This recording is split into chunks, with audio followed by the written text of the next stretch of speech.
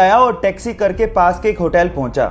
जैसे ही वो होटल में चेक इन कर रहा था उसे पता लगा कि उसका पर्स टैक्सी में रह गया है। उसने होटल वालों को कहा कि प्लीज आप टैक्सी वाले से कांटेक्ट करिए, लेकिन उन्होंने कहा कि हमारे पास टैक्सी वालों के कांटेक्ट नंबर नहीं है।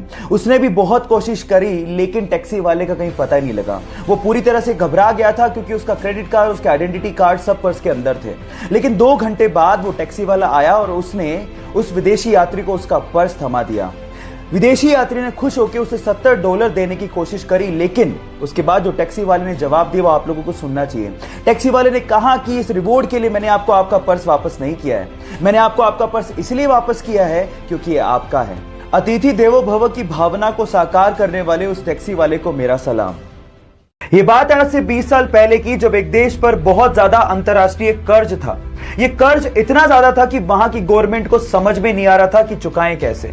देश के हालात बहुत ज्यादा खराब थे, लेकिन इस सिचुएशन पे उस देश की जनता ने अपनी गवर्नमेंट का साथ दिया। कैसे, मैं आपको बताता हूं। वहां की जनता ने अपने अपने घर से अपनी अपनी बिलोंगिंग्स जैसे कि सोने की अंगूठियां, अपने नेकलेसेस, करेंसी इकट्ठा करके सरकार को डोनेट की ताकि वो अपना अंतरराष्ट्रीय कर्ज चुका सके। और आज 20 साल बाद वो कंट्री अपने पांव पर खड़ी है। उस कंट्री का नाम है साउथ कोरिया।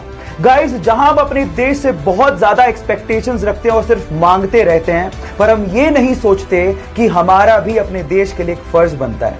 अपने देश के लिए फर्ज को कैसे चुकाया जाता है ये आप साउथ कोरिया के लोगों से सीख सकते हैं।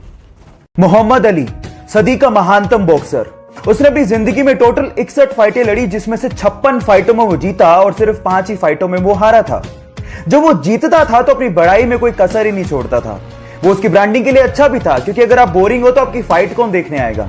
लेकिन जब वो हारता था तो अपनी हार को भी बड़ी शालीनता से एक्सेप्ट करता था। एक बार एक फाइटर से वो हार गया, किसी ने उससे पूछा तो उसने बड़ी शालीनता से जवाब दिया, मैंने हारने के बारे में सोचा तो नहीं था, लेकिन अब जब हार गया हूं तो उसकी पूरी जिम्मेदारी उठाता हूं, गिरा हूं फिर से उठूंगा, फाइट बैक करूंगा।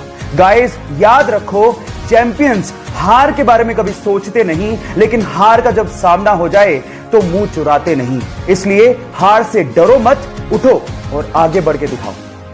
रमेश गोपी नाम के एक लड़के को उसके दोस्तों ने अखबार में एक विज्ञापन दिखाया जिसमें लिखा हुआ था कि मुंबई में कुछ एक्टर्स की जरूरत है। वो बंदा कुछ करना चाहता था, इसलिए कुछ पैसे लेके मुंबई चला गया। जिस जगह का एड्रेस दिया था वहां पर पहुंचा तो वहां पर उससे कुछ पैसे भरवा लिए और 7 दिन बाद आने को कहा। जब वो 7 दिन बाद वहां पे पहुंचा तो वहां पे कोई था ही नहीं।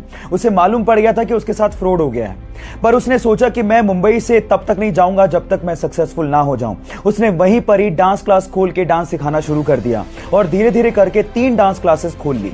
लेकिन समय तब बदला जब उनके ही ग्रुप ने एक ऑल इंडिया डांस कंपटीशन जीत डाला। उसके बाद तो वो एज अ बैकग्राउंड डांसर्स फिल्मों में काम करने लगा। उसके बाद कोरियोग्राफी शुरू कर दी। जो बंदा हीरो हीरोइन के पीछे as a back dancer dance किया करता था, आज के समय वो बॉलीवुड का सबसे मशहूर कोरियोग्राफर, एक्टर, डायरेक्टर और बहुत सारे डांस रियलिटी शो में एक जज है। Yes guys, I am talking about Remo D'Souza. Virat Kohli जो पानी पीते हैं उसका प्राइस सुन के आपके होश फाख्ता हो जाएंगे। 600 ml की बोतल $37 यानी कि ऑलमोस्ट 2700 रुपए की है। अब आप लोग कहेंगे कि अमीरों को तो ज्यादा पैसा देने की आदत है, या फिर आप कहेंगे कि कंपनी ने तो लूट मचा रखी है, लेकिन ऐसा नहीं है। वो हाइड्रोजन वाटर पीते हैं जिसमें हाइड्रोजन स्पेशली पानी के अंदर इंजेक्ट की जाती है, जिससे नॉर्मल पानी की तुलना में उस पानी में एंटीऑक्सीडेंट प्रॉपर्टीज बढ़ जाती हैं और अगर आप उसे पीते हैं तो आपकी बॉडी ऑटोमेटिकली डिटॉक्स हो जाती है। तो भाई साहब, अगर पैसा ले रहे हैं तो कुछ तो खास बात होगी। वैसे पानी पीना बहुत ज्यादा जरूरी है। आप दिन में कितना पानी पीते हैं चैट सेक्शन में लिखना मत भूलिएगा। वो साल भर से इस रेस के लिए तैयारी कर रहा था, वो जीत का दावेदार भी था, लेकिन जैसे उसने ट्रैक पर दौड़ना शुरू किया थोड़ी देर में ही उसके पैर की मांसपेशियों में खिंचाव आ गया और वो कराते हुए ट्रैक पर ही बैठ गया।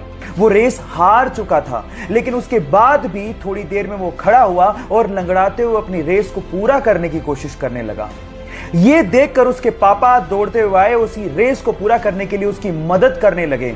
यह देखकर पूरा स्टेडियम उसके लिए तालियां बजाने लगा। गाइस, यहां सीखने लायक बात यह है कि जिंदगी में रेस को जीतने की बजाय रेस को पूरा करना ज्यादा मायने रखता है। धर्मेश सर, जमीन से उठकर आसमान तक को छूने की कहानी है इस बंदे की। बचपन से ही डांस के लिए दीवानगी थी।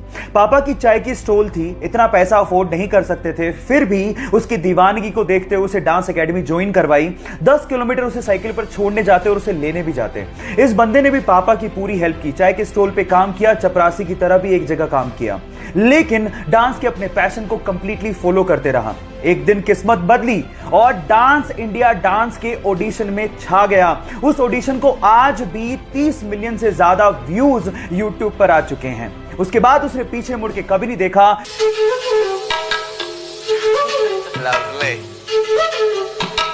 और आज धर्मेश सर बहुत ही सक्सेसफुल कोरियोग्राफर, एक्टर और एक डांस रियलिटी शो में जज हैं। अपनी मेहनत और जुनून से कैसे आसमान को छुआ जाता है, ये आप धर्मेश सर से